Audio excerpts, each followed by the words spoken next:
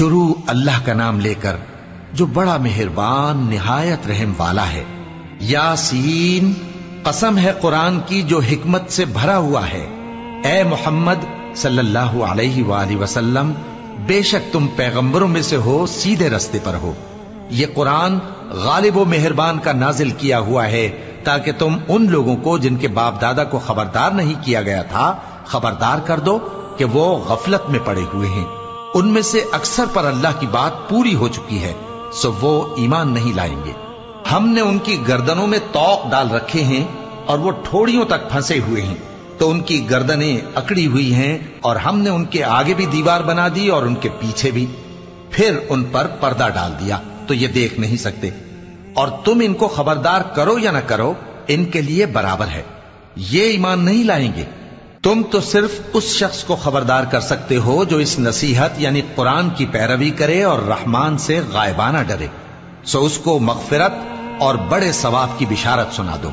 بے شک ہم مردوں کو زندہ کریں گے، اور جو کچھ وہ آگے بھیج چکے اور جو ان کے نشان پیچھے رہ گئے ہم ان کو قلم بند کر لیتے ہیں، اور ہر چیز کو ہم نے کتاب روشن یعنی لوح محفوظ میں لکھ رکھا ہے۔ اور ان سے گاؤں والوں کا قصہ بیان کرو جب ان کے پاس پیغمبر آئے، یعنی جب ہم نے ان کی طرف 2 پیغمبر بھیجے تو انہوں نے ان کو جھٹلایا، پھر ہم نے تیسرے سے تقویت دی تو انہوں نے کہا کہ ہم تمہاری طرف پیغمبر ہو کر آئے ہیں۔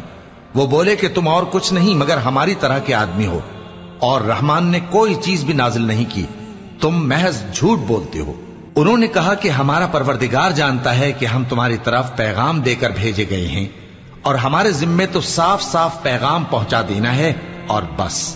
وہ بولے کہ ہم تم کو اپنے لیے منحوس سمجھتے ہیں، اگر تم باز نہ آؤ گے تو ہم تمہیں سنسار کر دیں گے اور تم کو ہم سے دکھ دینے والا عذاب پہنچے گا۔ انہوں نے کہا کہ تمہاری نحوست تمہارے ساتھ ہے، کیا اس لیے کہ تم کو نصیحت کی گئی؟ نہیں، بلکہ تم ایسے لوگ ہو جو حد سے تجاوز کر گئے ہو۔ اور شہر کے پرلے کنارے سے ایک آدمی دوڑتا ہوا آیا، کہنے لگا کہ اے میری قوم، پیغمبروں کے پیچھے چلو، ایسوں کے جو تم سے صلہ نہیں مانگتے اور وہ سیدھے رستے پر ہیں۔ اور میں کیوں اس ذات کی پرستش نہ کروں جس نے مجھے پیدا کیا اور اسی کی طرف تم کو لوٹ کر جانا ہے؟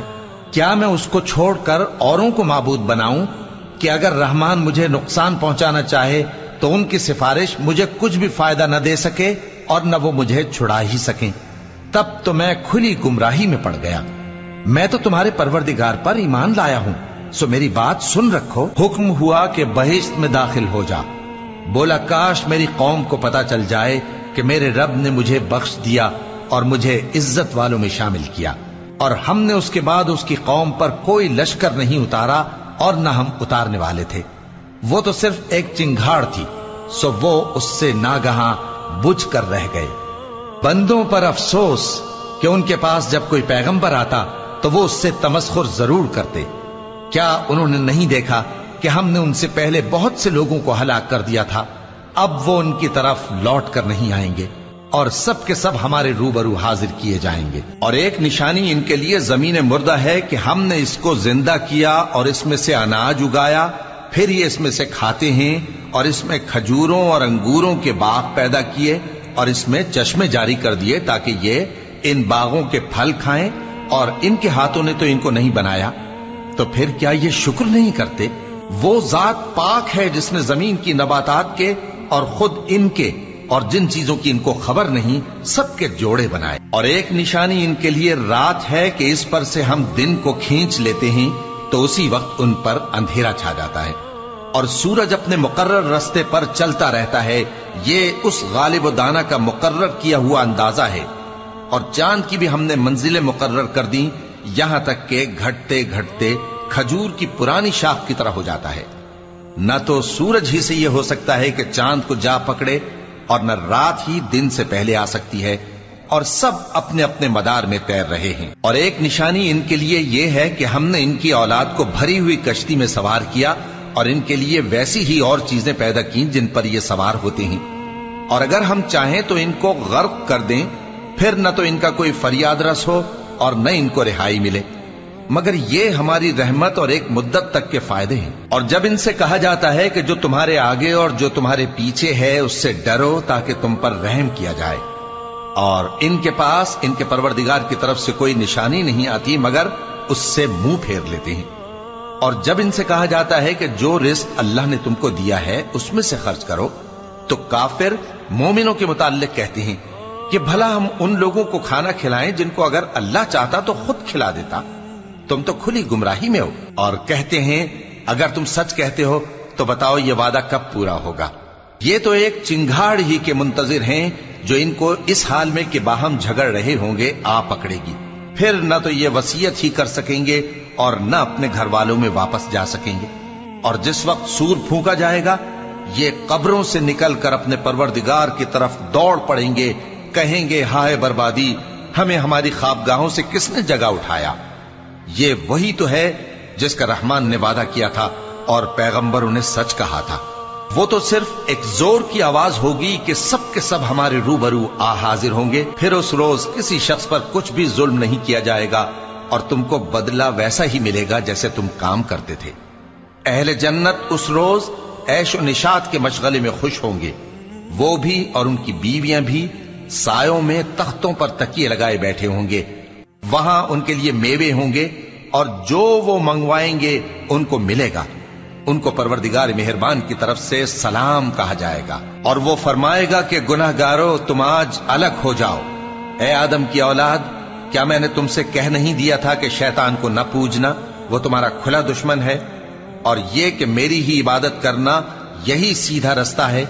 اور اس نے تم میں سے بہت سی خلقت کو گمراہ کر دیا تھا، تو کیا تم سمجھتے نہیں تھے؟ یہی وہ جہنم ہے جس کے تمہیں دھمکی دی جاتی تھی، جو تم کفر کرتے رہے ہو اس کے بدلے آج اس میں داخل ہو جاؤ۔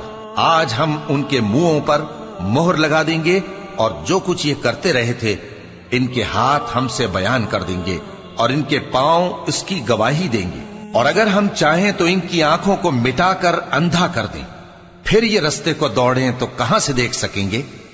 اور اگر ہم چاہیں تو ان کی جگہ پر ان کی صورتیں بدل دیں، پھر وہاں سے وہ نہ آگے جا سکیں اور نہ پیچھے لوٹ سکیں۔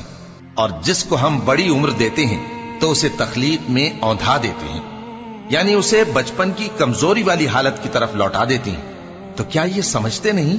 اور ہم نے ان کو یعنی اپنے پیغمبر صلی اللہ علیہ وآلہ وسلم کو شعر گوئی نہیں سکھائی اور نہ وہ ان کو شایع ہی ہے، یہ تو محض نصیحت ہے اور صاف صاف قرآن ہے، تاکہ اس شخص کو جو زندہ ہو خبردار کرے اور کافروں پر بات پوری ہو جائے۔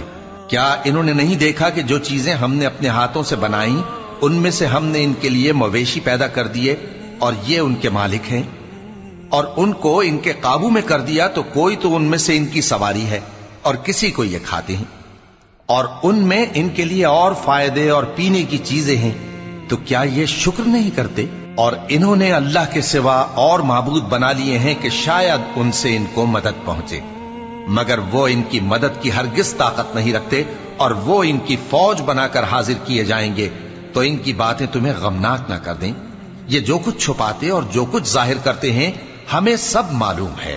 کیا انسان نے نہیں دیکھا کہ ہم نے اس کو نطفے سے پیدا کیا، پھر وہ تڑاک پڑاک جھگڑنے لگا اور ہمارے بارے میں مثالیں بیان کرنے لگا اور اپنی پیدائش کو بھول گیا، کہنے لگا کہ جب ہڈیاں بوسیدہ ہو جائیں گی تو ان کو کون زندہ کرے گا؟ کہہ دو کہ ان کو وہ زندہ کرے گا جس نے ان کو پہلی بار پیدا کیا تھا، اور وہ ہر طرح کی تخلیق کو جانتا ہے، وہی جس نے تمہارے لیے سبز درخت سے آگ پیدا کی، پھر تم اس کی ٹہنیوں کو رگڑ کر ان سے آگ نکالتے ہو۔ بھلا جس نے آسمانوں اور زمین کو پیدا کیا، کیا وہ اس بات پر قادر نہیں کہ ان کو پھر ویسے ہی پیدا کر دے؟ کیوں نہیں؟ اور وہ تو سب کچھ پیدا کرنے والا کامل علم والا ہے۔ اس کی شان یہ ہے کہ جب وہ کسی چیز کا ارادہ کرتا ہے تو اس سے فرما دیتا ہے کہ ہو جا، تو وہ ہو جاتی ہے۔ وہ ذات پاک ہے جس کے ہاتھ میں ہر چیز کی حکومت ہے، اور اسی کی طرف تم کو لوٹ کر جانا